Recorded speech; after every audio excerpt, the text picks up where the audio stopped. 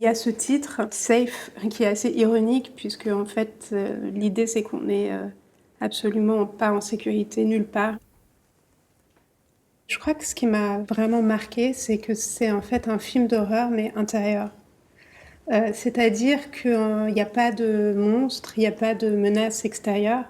En fait, la menace, c'est le corps d'une femme et sa psyché.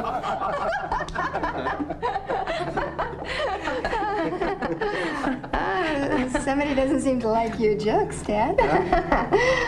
Carol. Excuse me, I don't. En fait, il y a ce corps imprévisible qui se met à dérailler. Donc, dans ce sens, en fait, c'est un peu les mêmes éléments que le body horror, c'est-à-dire que c'est une femme qui regarde son corps qui devient fou. Et elle est comme envahie de phobie. Elle devient en fait tout à coup allergique à tout, à l'environnement autour d'elle. Elle ne sait pas en fait. Et c'est ça aussi qui donne ce côté film d'horreur.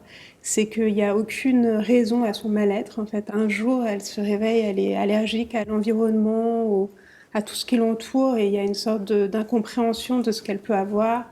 Les médecins ne comprennent pas, les gens autour d'elle ne comprennent pas. Il y a une scène où elle est dans un anniversaire avec ses amis et où tout la fait suffoquer et tout l'oppresse, quoi.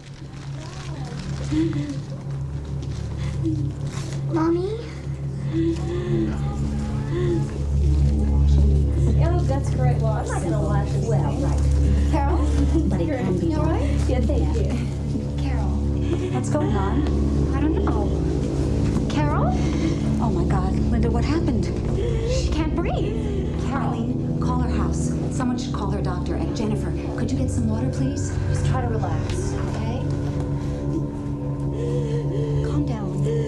It's okay. It's all gonna be fine. Just relax.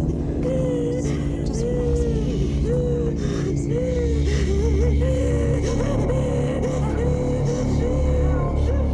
Une critique assez virulente, assez violente. Il y a l'idée d'une société qui non seulement rend malade, mais qui est totalement insensible en fait et à la détresse de quelqu'un qui sombre. Il y a une forme de solitude qui s'installe et ce qui est assez fascinant dans la mise en scène et assez paradoxal dans la mise en scène de Todd Haynes, c'est que c'est un film très sensoriel et finalement assez charnel. On a vraiment l'impression d'être dans le corps et dans les émotions de cette femme. Et en même temps, il y a quelque chose de très froid et de très distancé. C'est quelqu'un qui s'efface. Et c'est comme si elle devenait de plus en plus absente du film lui-même, quoi. Il y a une sorte de contraste entre des gros plans sonores. Il y a sa respiration qui est extrêmement comme ça présente, heurtée, haletante, où on vraiment suffoque avec elle dans ces espaces. Et elle qui est complètement perdue dans ces grands espaces. Je me rappelle un plan qui m'a énormément marqué où elle est comme ça toute permanentée, toute lisse, habillée parfaitement. Elle s'appelle quand même Carol White. Le nom est aussi assez bien choisi. Et en fait, il y a du sang qui se met à couler de son nez, en fait.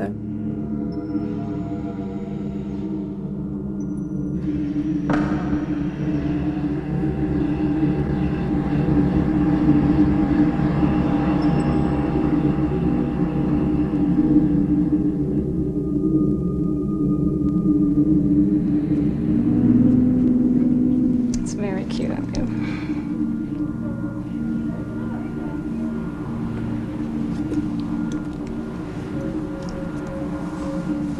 Looks nice. Oh. Oh my God. Oh, do you have a Kleenex? Il y a aussi l'idée comme ça d'une forme de révolte du corps, en fait, qui exprime cette détresse, ce mal-être, même si tout essaie de rester calme autour, finalement, c'est une femme qui implose, quoi. Moi, c'est vrai que j'ai travaillé assez souvent des personnages qui sont comme ça, dans une forme de dissociation, c'est-à-dire, en fait, comme ils sont dans une forme de survie, il faut se détacher du corps puisque le corps est la menace. Et c'est quelque chose qui est assez, finalement, aussi très contemporain. Je pensais à ça par rapport aussi à la crise du Covid, où on s'est tous comme ça un peu comme ça, repliés sur nous-mêmes et protégés pour finalement, en fait, se retrouver face à nous-mêmes. Enfin, je pense que c'est un film qui non seulement ne vieillit pas, mais qui devient de plus en plus contemporain. Enfin, c'est ça, hein, finalement, peut-être les grands films, c'est qu'ils sont intemporels, mais en tout cas, il y a une forme d'acuité aujourd'hui, c'est sûr, de ce film.